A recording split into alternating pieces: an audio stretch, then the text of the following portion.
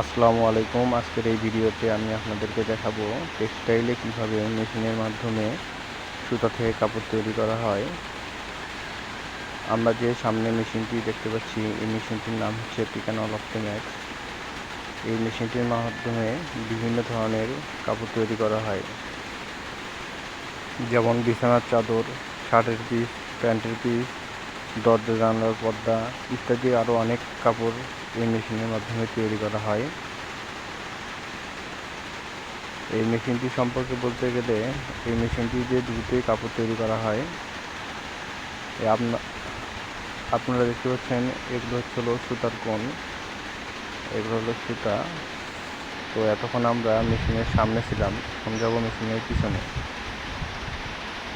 আপনারা দেখতে পাচ্ছেন এখানে অনেকগুলো সুতা পেঁচানো রয়েছে। এই যে এখানে যে পেঁচানো রয়েছে সুতাগুলো, এটাকে বলে ভিম। দেখেন এখানে অনেকগুলো কালার রয়েছে। এটা হচ্ছে ড্রপার লাইন, আর ওগুলো হলো ফ্রেম। এইভাবেই কাপড় তৈরি করা হয় টেক্সটাইলে। আর এগুলো হচ্ছে আয়রো মোটর। এই কোণ থেকে আয়রো মোটরে সুতা যায়, এই সুতাগুলো আবার সামনের দিক দিয়ে, এগুলোকে ওয়েব সুতা বলা হয়।